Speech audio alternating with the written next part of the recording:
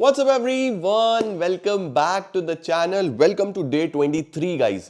हमारा business studies खत्म हो चुका है, इंडियन इको खत्म हो चुका है, मैक्रो में बचे हैं बस दो चैप्टर जो कि है गवर्नमेंट बजट और उसके साथ साथ है हमारा फॉरेन एक्सचेंज रेट। मैं सोच रहा हूं आज इन्हें ही निपटा देते हैं, फिर अगले 2-3 दिन में तुम्हारी अकाउंटेंसी खत्म कर देंगे। तो आइए शुरू करते हैं। सबसे पहले गवर्नमेंट बजट करते हैं, उसके बाद देखते हैं मन करा तो चेंज इन पीएसआर, अदरवाइज इसको आज खत्म कर दूंगा। चलिए जल्दी से लेट्स बिगिन।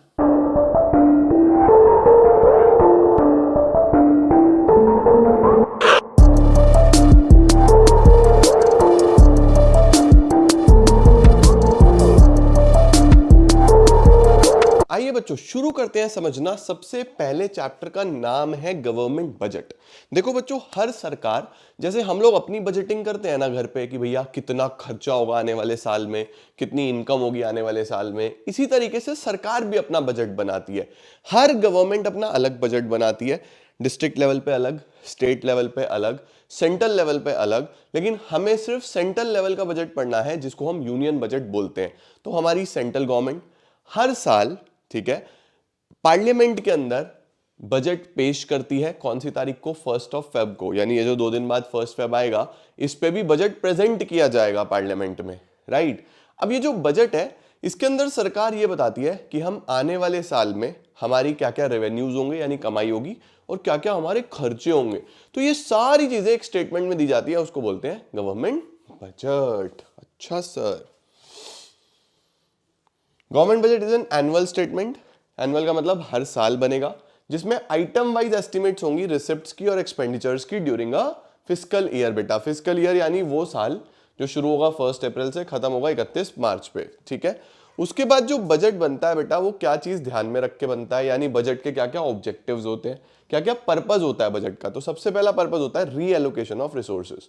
रीएलोकेशन का मतलब होता है फंड्स को एक जगह से दूसरी जगह डिस्ट्रीब्यूट करना, रीएलोकेट करना, रीडिस्ट्रीब्यूट करना, कि किस तरीके से पैसा एक जगह से दूसरी जगह जाएगा, ठीक है। अब सरकार के मन में दो चीजें होती हैं, दो बातें होती हैं सरकार के मन में। क्या दो बातें होती हैं? सबसे पहली बात तो होती है कि थोड़ा सा पैसा भी बन जाए और दूसरा लोगों का भला भी हो जाए। तो गवर्नमेंट ऐसा क्या करे कि पैसा भी बन जाए और लोगों का भला भी हो जाए? तो गवर्नमेंट ऐसे गुड्स और सर्विसेज देखती है जो लोगों के लिए हार्मफुल है, जो डीमेरिट गुड्स हम जिनको बोलते हैं, जैसे अल्कोहल हो गया, सिगरेट्स हो गया, या जो बहुत ही नुकसानदायी चीजें हैं जनता के लिए। तो सरकार क्या करती है, इनके ऊपर खूब भर भर के टैक्स लगा देती है। अब ये महंगा होते चले जाते हैं तो बहुत सारे लोग नहीं खरीद पाते, तो जनता का भला भी हो रहा है। दूसरा, गवर्नमेंट ने खूब टैक्स लगा दिया तो सरकार के पास पैसा भी आ गया, प्रॉफिट मैक्सिमाइजेशन भी हो गया। तो एक तीर से दो निशाने हो गए बच्चों, है ना। तो देखो बोल रहा है जो अच्छी चीजें हैं उन पे टैक्स कंसेशन देगी सरकार, सब्सिडी देगी, ठीक है। जो बुरी चीजें हैं उनके ऊपर खूब हैवी हैवी टैक्सेस लगा देगी। उसके बाद बहुत सारी ऐसी गुड्स और सर्विसेज हैं जो सरकार खुद बनाती है, क्योंकि रिसोर्सेज चाहिए होते हैं हर चीज बनाने के लिए।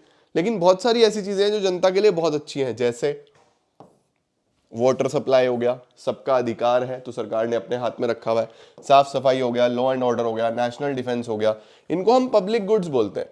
ये सरकार ने अपने हाथ में रखा हुआ है, तो सरकार ये चाहती है कि बजट का, पैसे का ठीक से एलोकेशन हो, ठीक है। उसके बाद दूसरा ऑब्जेक्टिव क्या आता है बेटा?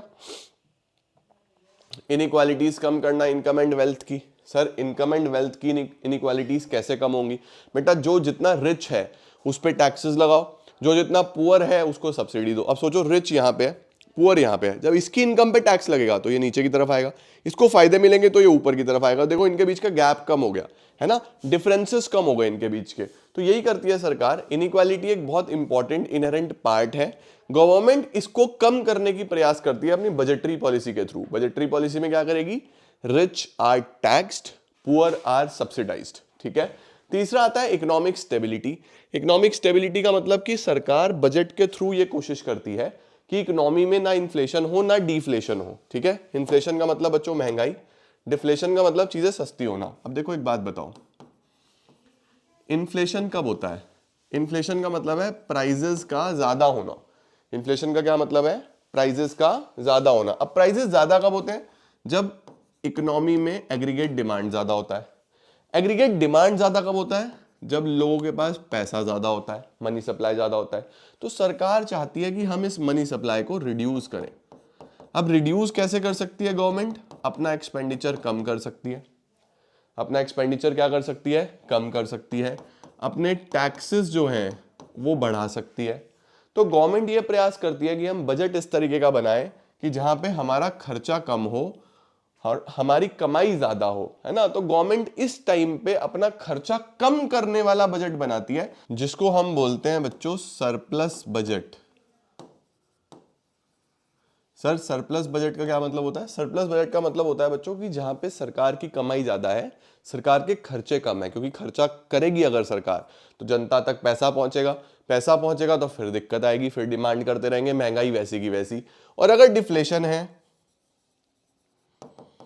डिफ्लेशन का क्या मतलब होता है कि प्राइसेस बहुत कम है। क्यों कम है? क्योंकि डिमांड ही नहीं है। डिमांड क्यों नहीं है? क्योंकि मनी सप्लाई कम है। डिमांड क्यों नहीं है? क्योंकि मनी सप्लाई कम है। अब इस मनी सप्लाई को बढ़ाने के लिए सरकार क्या करती है? सरकार अपना एक्सपेंडिचर ज्यादा करती है या फिर टैक्सेस को कम करती है। इससे क्या होता है? अल्टीमेटली इकोनॉमी में लोगों के पास पैसा बचता है, लोग ज्यादा खर्च करते हैं, इकोनॉमी में डिमांड बढ़ती है, प्राइसेस सही होते हैं। इसको बोलते हैं डेफिसिट बजट। तो ध्यान रखना, डिफ्लेशन के टाइम पे डेफिसिट बजट बनता है, इन्फ्लेशन के टाइम पे सरप्लस बजट बनता है। This is a very important point, exam में आता है। ठीक है, देखो यहां पे यही मैंने यहां पे लिखा हुआ है। इन्फ्लेशन के टाइम पे एडी ज्यादा होता है एएस से, तो गवर्नमेंट इस एडी को नीचे करती है, कैसे? अपना खर्चा कम करके। और डिफ्लेशन के टाइम पे गवर्नमेंट अपना खर्चा बढ़ाती है और सब्सिडीज वगैरह देती है। ठीक हो गया। उसके बाद पब्लिक सेक्टर एंटरप्राइजेस बच्चों। पब्लिक सेक्टर एंटरप्राइजेस मतलब जो सरकार ने जनता की बेनिफिट के लिए खुद चीजें चलाई हुई हैं, जो गवर्नमेंट की ऑर्गेनाइजेशंस हैं, जो सरकार अपने आप गुड्स एंड सर्विसेज का प्रोडक्शन कर रही है। तो वहां पे भी क्या होता है? वहां पे भी बच्चों उस केस में हमें ये ध्यान रखना है, सरकार को उनको मैनेज करने के लिए पैसा अरेंज करना पड़ता है। जितने भी पब्लिक सेक्टर अंडरटेकिंग्स हैं, जितने भी पब्लिक सेक्टर एंटरप्राइजेस हैं, जो जो सरकार अपनी ऑर्गेनाइजेशंस चला रही है, उनको चलाने के लिए भी तो पैसा चाहिए। तो वो पैसा भी अल्टीमेटली जो है गवर्नमेंट बजट में से ही निकालती है। ओके। उसके बाद पांचवा आता है इकोनॉमिक ग्रोथ। गवर्नमेंट ये कोशिश करती है कि इकोनॉमिक ग्रो करे। इकोनॉमिक ग्रोथ की जब भी हम बात करेंगे बच्चों, तो रियल जीडीपी की बात करेंगे कि रियल जीडीपी बढ़ना चाहिए। रियल जीडीपी मतलब प्रोडक्शन ज्यादा होना चाहिए इकोनॉमी में। जितना ज्यादा प्रोडक्शन उतनी इनकम, उतना एम्प्लॉयमेंट, उतना अच्छा इंफ्रास्ट्रक्चर, देश में फायदा ही फायदा। तो ये भी गवर्नमेंट प्रयास करती है कि प्रोड्यूसर्स को फायदा दिया जाए, प्रोडक्शन बढ़ाया जाए। ये सब भी बजट में ध्यान रखना पड़ता है। उसके बाद रीजनल डिस्पैरिटीज कम करी जाए। रीजनल डिस्पैरिटीज कम करने का मतलब होता है बच्चों कि जो रीजन वाइज अलग अलग पर्टिकुलर शहरों में डिफरेंसेस हैं, कि कुछ शहर तो बहुत डेवलप्ड है, कुछ इतने डेवलप्ड ही नहीं है। तो जो रीजनल डिस्पैरिटीज है बेटा जी, वो कम करने की कोशिश करी जाए। जिन शहरों में कम डेवलपमेंट है उनमें बेनिफिट्स देके किसी भी तरीके से डायरेक्ट और इनडायरेक्ट ग्रोथ करी जाए, ताकि रीजन वाइज डिफरेंसेस भी कम हो सके। और एक गवर्नमेंट का ऑब्जेक्टिव होता है एम्प्लॉयमेंट जनरेशन करना, यानी जॉब्स प्रोवाइड करना, चाहे वो डायरेक्ट हो चाहे वो इनडायरेक्ट हो। ठीक हो गया, परफेक्ट। उसके बाद बजट कितने प्रकार के कंपोनेंट्स रखता है बेटा? एक रेवेन्यू कंपोनेंट्स और एक कैपिटल कंपोनेंट्स। रेवेन्यू का मतलब रेकरिंग वाली चीजें, जो रोज रोज पैसा आता है, जो रोज रोज पैसा जाता है। आने वाले रेवेन्यू रिसिप्ट्स, जाने वाले रेवेन्यू एक्सपेंडिचर्स। रोज रोज कौन से आते हैं सर?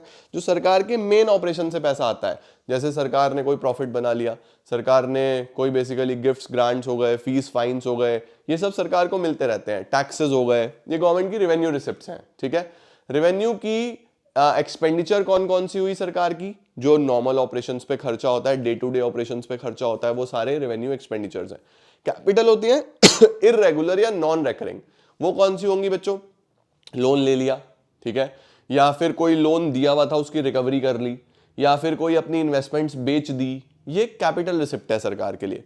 कैपिटल एक्सपेंडिचर कौन कौन से हैं? कोई रोड बनाया, कोई बिल्डिंग बनाई, कुछ बड़ा कंस्ट्रक्शन किया, वो गवर्नमेंट के लिए कैपिटल एक्सपेंडिचर है। वो कभी कभी होने वाली होती हैं, ये कैपिटल बजट में आता है। ठीक है बेटा।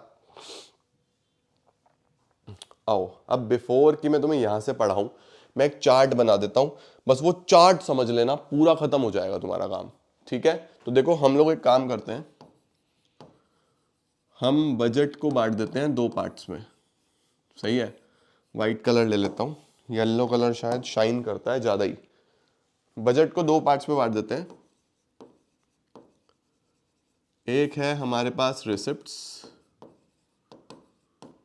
और एक है हमारे पास एक्सपेंडिचर्स। Receipts and expenditures.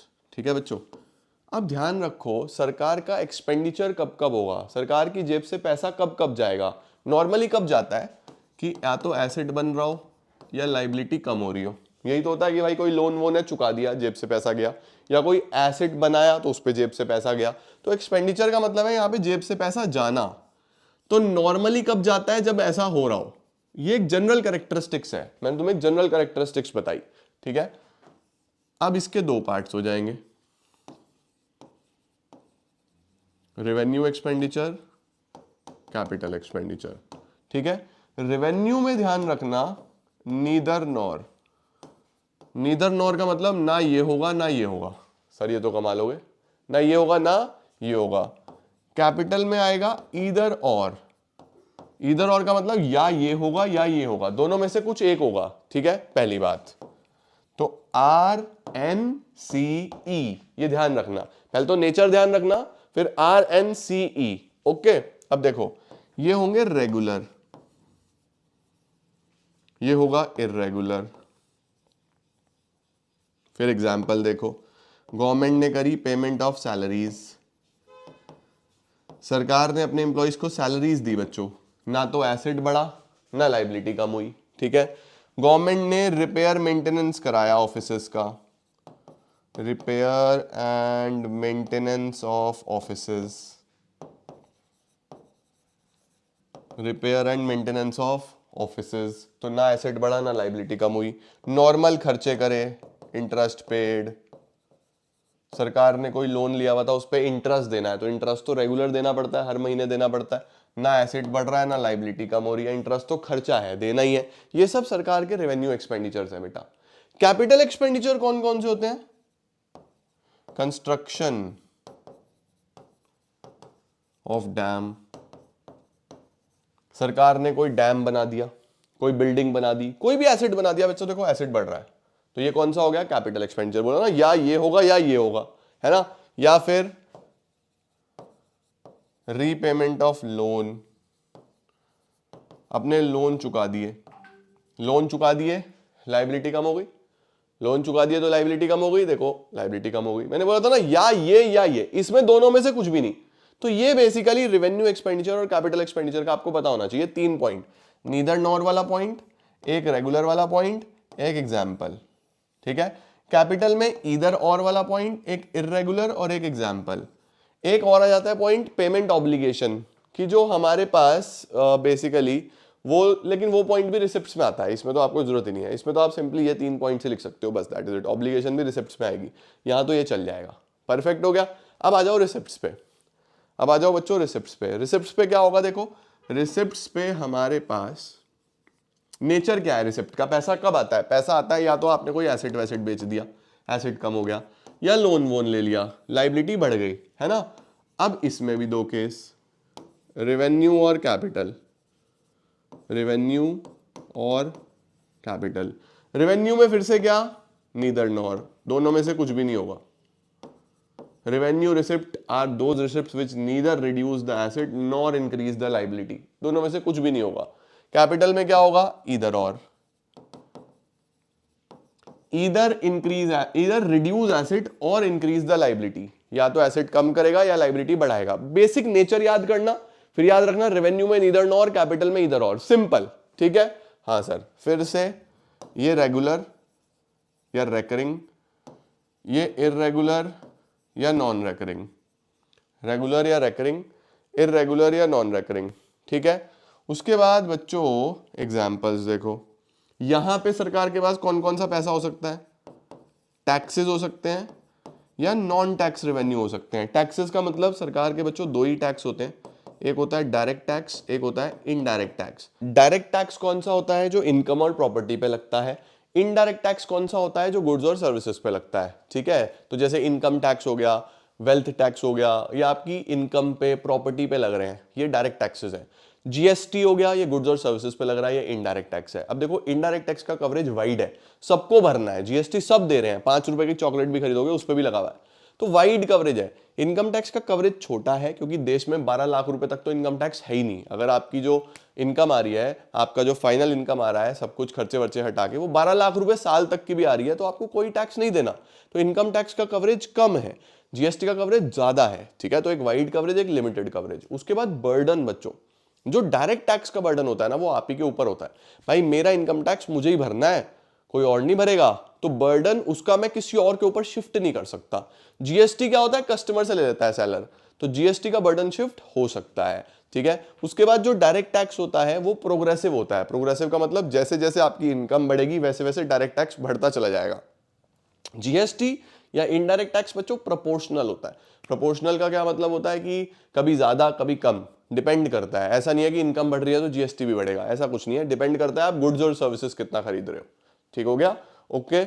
उसके बाद नॉन टैक्स में सरकार के पास फीस आती है, हर तरीके की रजिस्ट्रेशन फीस, फाइन्स लेती है गवर्नमेंट आपसे, आप गवर्नमेंट रेगुलेशंस नहीं मानोगे, हेलमेट नहीं लगाओगे, लाल बत्ती क्रॉस करोगे, फाइन्स, पेनल्टीज, पेनल्टी मतलब वही चालान वालान कर देंगे तुम्हारा। एस चीट्स, एस चीट क्या होता है बच्चों, एस चीट होता है बेटा जिसका कोई लीगल एयर नहीं होता, ठीक है। कोई बंदा है जिसका कोई वारिस नहीं है और उसकी डेथ हो गई, तो उसकी प्रॉपर्टी सारी की सारी सरकार के पास, सरकार की रिसिप्ट हो गई, है ना, एस चीट हो गया। उसके बाद फॉरफीचर, फॉरफीचर का क्या मतलब होता है, अगर आप कोर्ट के ऑर्डर नहीं मानोगे, या अकाउंट्स वाला फॉरफीचर मत समझ लेना, कोर्ट के ऑर्डर नहीं मानोगे आप पे पेनल्टी लगेगी, उसको फॉरफीचर बोलते हैं। उसके बाद होता है स्पेशल असेसमेंट। स्पेशल असेसमेंट क्या होता है कि बच्चों सरकार की किसी डेवलपमेंट एक्टिविटी की वजह से अगर आपकी प्रॉपर्टी की वैल्यू बढ़ गई तो गवर्नमेंट आपको बोलेगी थोड़ा सा हमें भी पे करो भाई, हमारी एक्टिविटी की वजह से आपकी वैल्यू बढ़ी ना, तो हम भी डिजर्व करते हैं। तो इस तरीके के पैसे सरकार को मिलते रहते हैं, escheat, forfeiture, special assessment, fees, fines, penalty. देखो इसमें से किसी में से भी ना तो एसेट कम हो रहा ना लाइबिलिटी बढ़ रही सरकार की, है ना। कैपिटल में दोनों में से एक जरूर होगा, जैसे लाइबिलिटी बढ़ेगी, बोरोइंग्स, लोन ले लिया, लोन लेना एक कैपिटल रिसिप्ट है बच्चों, लाइबिलिटी बढ़ रही है ना, बोरोइंग्स में लाइबिलिटी बढ़ती है। उसके बाद बेटा recovery of loans, recovery of loan का क्या मतलब होता है कि गवर्नमेंट ने आपको लोन दिया हुआ था वो रिकवर कर लिया, इस केस में एसेट कम होता है। आपको लोन दिया हुआ है तो आप गवर्नमेंट के डेटर हो, एसेट हो, आपने वापस कर दिया तो एसेट कम हो गया, ठीक है। तो बोरोइंग, रिकवरी ऑफ लोन्स। उसके अलावा अदर रिसिप्ट्स,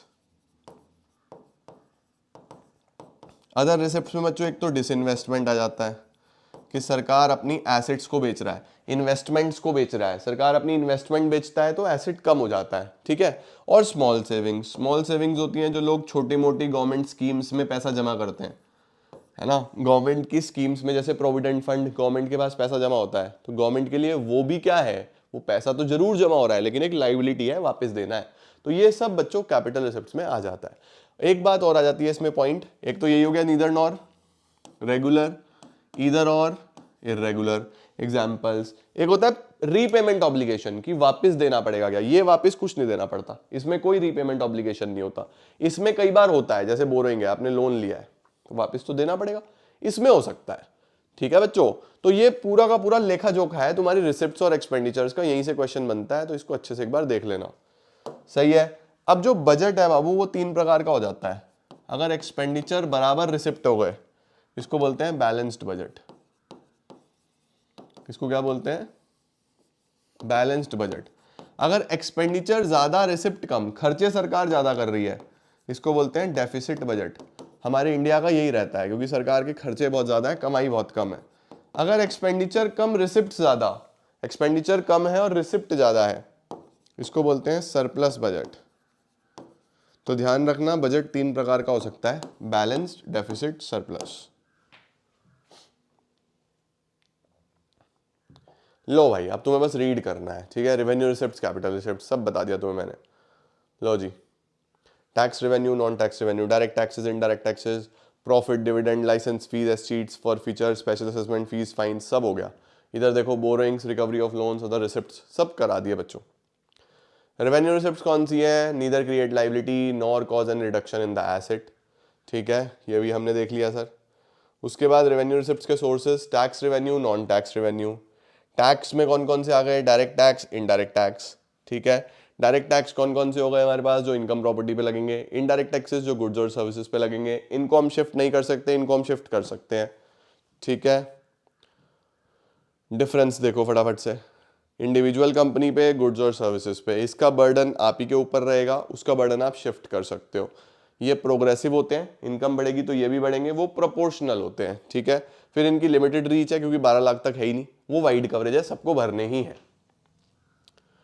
फिर नॉन टैक्स रेवेन्यू में कौन कौन से हो गए, इंटरेस्ट हो गया, प्रॉफिट हो गया, फीस हो गया, लाइसेंस फीस हो गया, ये सब याद रखने हैं बच्चों, भूलना नहीं इनको बिल्कुल भी, ठीक है। उसके बाद क्या क्या बोल रहा है, फाइन्स पेनल्टीज हो गई, एस्टीट्स हो गए, गिफ्ट्स एंड ग्रांट्स हो गए, फॉर फीचर्स हो गए, स्पेशल असेसमेंट हो गए, सारे बता दिए मैंने आपको। गिफ्ट्स का मतलब जो सरकार को गिफ्ट मिलते रहते हैं। Tax revenue non tax revenue में एक डिफरेंस है, टैक्स रेवेन्यू में टैक्सेस कलेक्ट करेगा सरकार, नॉन टैक्स में टैक्स से अलग इनकम कलेक्ट करेगा। टैक्स कंपलसरी होता है, वो नॉन कंपलसरी होता है, ठीक है। इसके बाद बच्चों हमारे पास कैपिटल रिसिप्ट्स आती हैं। कैपिटल रिसिप्ट्स कौन सी है, जिसमें इधर एक या और दूसरी चीज तो होगी, या तो लाइबिलिटी बढ़ेगी या एसेट कम होगा, ठीक है। लो जी, बोरिंग्स हो गया, रिकवरी ऑफ लोन हो गया, अदर रिसिप्ट्स हो गया, अदर रिसिप्ट्स में डिसइन्वेस्टमेंट, स्मॉल सेविंग, सब बता दिया मैंने आपको, ठीक है। Perfect sir. उसके बाद रेवेन्यू रिसिप्ट्स, कैपिटल रिसिप्ट्स में एक डिफरेंस दिया हुआ है सर, ये भी आपने हमें लिखवा दिया, देखो 4 पॉइंट लिखवाए तुम्हें मैंने, चारों वही है। उसके बाद बच्चों एक्सपेंडिचर्स आ गए, सरकार के खर्चे। अब रेवेन्यू एक्सपेंडिचर कौन सा होगा, फिर से neither nor, neither create asset nor reduce liability. उसके बाद बच्चा कैपिटल एक्सपेंडिचर इधर और, इधर क्रिएट एसेट और रिड्यूस लाइबिलिटी। इसके बाद रेवेन्यू एक्सपेंडिचर कैपिटल एक्सपेंडिचर में डिफरेंस आ गया। इसके बाद बच्चों हमारे पास balance, surplus and deficit budget आ गए, बढ़िया सर, ये भी पढ़ लिया हमने। अब आ रहा है डेफिसिट बजट, जो एस्टिमेटेड रिसिप्ट्स जो हैं हमारे पास वो कम होती हैं, खर्चे ज़्यादा होते हैं। डेवलपिंग कंट्रीज में नॉर्मली यही होता है, ये भी मैंने आपको बता दिया, ठीक है। इसके बाद अब आ रहा है कि गवर्नमेंट डेफिसिट कितने प्रकार का हो सकता है। आखिरी टॉपिक है बच्चों, चैप्टर समाप्त, ठीक है। डेफिसिट कितने प्रकार का हो सकता है, चलो बहुत ही आसान है बच्चों, ये भी बढ़िया रिवीजन हो रहा होगा तुम्हारा मस्त। जो डेफिसिट है बच्चे वो 3 प्रकार के होते हैं, जरा जल्दी से बताओ। सबसे पहला तो होता है रेवेन्यू डेफिसिट। सर ये रेवेन्यू डेफिसिट क्या होता है बच्चों, अगर रेवेन्यू एक्सपेंडिचर ज़्यादा हो जाए, किससे, रेवेन्यू रिसिप्ट से, तो ये क्या दिखाता है, ये रेवेन्यू डेफिसिट दिखाता है, ठीक है। इससे न्यूमेरिकल भी आ सकता है, तो फॉर्मूला ध्यान रखना। सपोज आपको रेवेन्यू एक्सपेंडिचर दिए हुए हैं 500 करोड़ के और रेवेन्यू रिसिप्ट दी हुई है 400 करोड़ की, तो 100 करोड़ का बच्चों रेवेन्यू डेफिसिट आ गया आपका, 100 करोड़ का आपका रेवेन्यू डेफिसिट आ गया। तो रेवेन्यू डेफिसिट क्या है कि सरकार की जो नॉर्मल इनकम है वो इतनी नहीं है कि सरकार अपने नॉर्मल खर्चे निकाल सके, उसको रेवेन्यू डेफिसिट बोलते हैं, ठीक है। इसके बाद हम देखते हैं fiscal deficit. Sir fiscal deficit क्या होता है, देखो रेवेन्यू में रेवेन्यू वाला पार्ट ले लिया, अब बचा क्या, कैपिटल वाला पार्ट, अगर वो भी इसमें जोड़ दे तो फिर टोटल बन जाएगा, है ना। फॉर एग्जांपल मैं बोलूं कि revenue expenditure plus capital expenditure, तो ये क्या हो गया, टोटल एक्सपेंडिचर हो गया। और मैं बोलूं revenue receipt plus capital receipt, लेकिन इसमें बोरोइंग नहीं लेनी, एक्सक्लूडिंग बोरोइंग। सर बोरोइंग क्यों नहीं लेनी, भाई वो तुम्हारी एक तरीके की कमाई थोड़ी ना यार, वो तो तुमने पैसा कर्जा लिया है ना। वो तुम्हारी रिसिप्ट तो चलो ठीक है, तुम रिसिप्ट की कैटेगरी में लिख देते हो, लेकिन वो तुम्हारी असल कमाई थोड़ी ना। अगर देश की इनकम देखनी है तो फिर तो सिर्फ कमाई देखनी है ना, तो बोरोइंग नहीं लेनी। तो ये बन गया टोटल रिसिप्ट, किसको छोड़ के, एक्सक्लूडिंग बोरोइंग, बोरोइंग छोड़ देना, ये बन जाएगा फिस्कल डेफिसिट। यानी अगर तुम्हारे टोटल खर्चे ज्यादा हैं, सपोज 500 करोड़ के टोटल खर्चे आ रहे हैं, चलो 500 तो यही था, इसको मैं कर देता हूं 800। सपोज 800 करोड़ के तुम्हारे टोटल खर्चे आ रहे हैं और तुम्हारी टोटल रिसिप्ट्स मात्र 600 करोड़ ही हैं। तुम्हारे टोटल खर्चे कितने हैं एज गवर्नमेंट, 800 करोड़, और टोटल कमाई कितनी है, 600 करोड़। तो अब 200 करोड़ की जो कमी रह गई, इसको बोलेंगे फिस्कल डेफिसिट। तो ध्यान रखना फिस्कल डेफिसिट कैसे निकलता है, total expenditure minus total receipts, borrowing को छोड़ के, एक्सक्लूडिंग बोरोइंग, ये कंसीडर नहीं करनी, बोरोइंग कंसीडर नहीं करनी बच्चों। तो फिस्कल डेफिसिट कितना हो गया, फिस्कल डेफिसिट हो गया मेरी जान 200 करोड़ का, ठीक है। क्या ये क्लियर है, ओके। अब एक बात बताओ बच्चों, ये जो सरकार ने अपनी सारी कमाई देख ली, सारी कमाई के सोर्स लिख लिए, 200 करोड़ रुपए सरकार को अब भी चाहिए खर्चा करने के लिए, तो सरकार कहां से लाए, खर्चा तो करना है, कहां से लाए। तो हम बोलते हैं फिस्कल डेफिसिट जितना भी होगा ना, सरकार के पास कोई ऑप्शन नहीं है, इसको बोरो ही करना पड़ेगा। तो फिस्कल डेफिसिट किसके बराबर होता है, बोरोइंग्स के बराबर होता है, ये ध्यान रखना। तो देश में सरकार बोरो कब करती है? जब फिस्कल डेफिसिट हो जाता है। तो फिस्कल डेफिसिट कब होता है? जब टोटल खर्चे बहुत ज्यादा हो गए, टोटल कमाई है ही नहीं। तो इस बात का ध्यान रखना, फिस्कल डेफिसिट ही बोरोइंग्स के बराबर होता है। तो यहां पे सरकार 200 करोड़ बोरो करेगी, ठीक है। अब प्राइमरी डेफिसिट क्या होता है? ये तो और भी आसान है। प्राइमरी डेफिसिट ये बोलता है बच्चों कि सरकार की कितनी बोरोइंग जो है, फिस्कल डेफिसिट का मतलब बोरोइंग, सरकार की कितनी बोरोइंग यूज होगी इंटरेस्ट से अलग खर्चों में, ठीक है। अब सपोज 200 करोड़ बोरो करा, 200 करोड़ बोरो करा और 50 करोड़ का इंटरेस्ट पे करा। इसमें से जो पुरानी बोरोइंग्स है ना, जो पिछले साल बोरो करा हुआ है, उसका ब्याज भी तो देना पड़ेगा। अब सपोज 50 का आपने इंटरेस्ट पे कर दिया, तो कितना बचा? 150 करोड़ बचा। तो प्राइमरी डेफिसिट ये दिखाता है कि ये 150 करोड़ जो है ये अलग से खर्च होगा इंटरेस्ट के, यानी हाउ मेनी अमाउंट या how much amount is spent on expenses other than interest. Interest से हटके कितना पैसा अलग खर्चों पे लगेगा, इसको हम प्राइमरी डेफिसिट बोलते हैं। सवाल आता है अगर प्राइमरी डेफिसिट जीरो आ जाए, वो क्या दिखाता है? तो जीरो कब आएगा बच्चों? जीरो तब आएगा जितना बोरो करा सारा का सारा इंटरेस्ट दे दिया, तो ये जीरो आ जाएगा। तो कई बार क्वेश्चन आता है कि what does zero primary deficit indicates? तो ध्यान रखना है, zero primary deficit indicates that interest have forced the government to borrow. सरकार ने इंटरेस्ट की वजह से ही बोरो कराया। Interest has forced the government to borrow. तो ये 3 प्रकार के डेफिसिट्स होते हैं बच्चों, जो आपको पता होने चाहिए। ओके मेरी जान, बढ़िया सर। देखो, revenue deficit, revenue expenditure minus revenue receipts, total expenditure minus total receipts excluding borrowings, fiscal deficit minus interest. Revenue क्या है? रेवेन्यू बच्चों, revenue expenditure minus revenue receipts है। रेवेन्यू दिखाता क्या है? रेवेन्यू दिखाता है कि सरकार इनेबल हो चुकी है, सरकार की इनएबिलिटी है कि सरकार अपने नॉर्मल खर्चे भी नहीं निकाल पा रही। उसके बाद ये दिखाता है कि सरकार को डिस सेविंग करनी पड़ेगी। डिस सेविंग का मतलब कि अभी वाली इनकम से तो काम हो नहीं रहा, अगर पिछले साल की कोई सेविंग्स है तो वो यूज करो।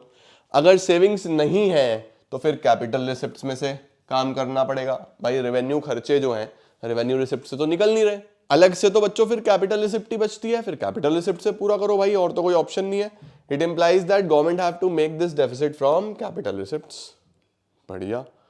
उसके बाद बच्चों अगर हम बहुत ज्यादा कैपिटल रिसिप्ट्स करेंगे तो कैपिटल रिसिप्ट्स में नॉर्मली क्या होगा कि गवर्नमेंट जो है वहां से पैसा अरेंज करने की कोशिश करेगी और उस पैसे को खर्च करेगी रेवेन्यू एक्सपेंडिचर पे। जब गवर्नमेंट खर्चा करेगी तो लोगों तक और मनी सप्लाई पहुंचेगा, और मनी सप्लाई पहुंचेगा और एग्रीगेट डिमांड बढ़ेगी और इन्फ्लेशन होगा। तो देखो बोल रहा है use of capital receipts leads to inflationary situation. Higher borrowing करेंगे तो फ्यूचर बर्डन भी बढ़ता है ना। तो इससे ओवरऑल रेवेन्यू एक्सपेंडिचर बढ़ ही रहा है। रेवेन्यू एक्सपेंडिचर अगर बढ़ रहा है तो फिर अल्टीमेटली पैसा लोगों तक ज्यादा पहुंच रहा है, इन्फ्लेशन होगा। उसके बाद बोल रहा है हाई रेवेन्यू डेफिसिट एक वार्निंग सिग्नल है सरकार को कि भाई दिक्कत हो रही है, खर्चे कम कर लो या कमाई बढ़ा लो, ये ध्यान रखना है, ठीक है। इधर रिड्यूस एक्सपेंडिचर और इंक्रीज रेवेन्यू, तभी ठीक हो पाएगा ये, नहीं तो ठीक नहीं हो पाएगा। फिस्कल डेफिसिट क्या होता है? टोटल माइनस टोटल, खर्चे माइनस रिसिप्ट्स एक्सक्लूडिंग बोरोइंग्स। अब इसके क्या इंप्लीकेशंस है बच्चों? डेट ट्रैप, हम कर्जे की जाल में फंस जाएंगे। सर कर्जे के जाल में कैसे फंस जाएंगे? अब सुनते जाना पूरा का पूरा काम। फिस्कल डेफिसिट हो गया, आपके पास एक ही ऑप्शन है, बोरो करो। बोरो करोगे तो उस पर इंटरेस्ट भी पे करना है। इंटरेस्ट क्या है? रेवेन्यू एक्सपेंडिचर है। रेवेन्यू एक्सपेंडिचर ज्यादा होगा, रेवेन्यू डेफिसिट होगा। रेवेन्यू डेफिसिट होगा, उसको पूरा करना पड़ेगा कैपिटल रिसिप्ट से, यानी फिर बोरो करोगे, फिर बोरो करोगे, फिर ये साइकिल चलती रहेगी। क्या? कर्जे से कर्जा, एक कर्जा चुकाने के लिए दूसरा कर्जा ले रहे हैं, कर्जे के जाल में फंस गए, इसको बोलते हैं डेट ट्रैप, ठीक है। देखो बोल रहा है fiscal deficit indicates total borrowing requirements of the government. Borrowings में आपको रीपेमेंट सिर्फ प्रिंसिपल का नहीं करना होता, इंटरेस्ट का भी करना होता है। इंटरेस्ट से रेवेन्यू एक्सपेंडिचर बढ़ता है जिससे रेवेन्यू डेफिसिट होता है। उसके बाद इन्फ्लेशन होता है, महंगाई होगी बच्चों। ऑफकोर्स सरकार अगर बोरो करेगी आरबीआई से तो आरबीआई कहां से देगा पैसे? नए नोट छापेगा, नए नोट छापेगा, वो पैसा अल्टीमेटली फिर इकोनॉमी में पहुंचेगा, फिर मनी सप्लाई बढ़ेगा, फिर महंगाई बढ़ेगी, इन्फ्लेशन होगा। फॉरेन डिपेंडेंस, फॉरेन डिपेंडेंस का मतलब है कि बच्चों हमें एज गवर्नमेंट फॉरेन कंट्रीज पे भी डिपेंड होना पड़ेगा। अब फॉरेन कंट्रीज पे अगर हम डिपेंड होंगे तो वो हमारे फैसलों में इंटरफेयर भी करेंगे, क्योंकि उन्होंने हमें पैसा दिया हुआ है, तो वो इंटरफेरेंस भी करेंगे। तो फॉरेन डिपेंडेंस, फॉरेन इंटरफेरेंस बहुत ज्यादा बढ़ जाती है और फ्यूचर ग्रोथ हैम्पर होती है बच्चों, क्योंकि हम बेसिकली पुराने कर्जे ही चुकाते रह जाते हैं, ग्रोथ पे पैसा खर्च नहीं करते। ठीक है, इसके बाद एक डिफरेंस दिया हुआ है, ये आप पढ़ेंगे, फिस्कल डेफिसिट रेवेन्यू डेफिसिट का।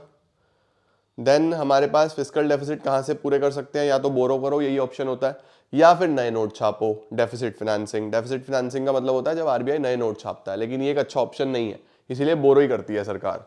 प्राइमरी डेफिसिट क्या होता है, fiscal minus interest. It indicates कितना borrowings are going to meet expenses other than interest.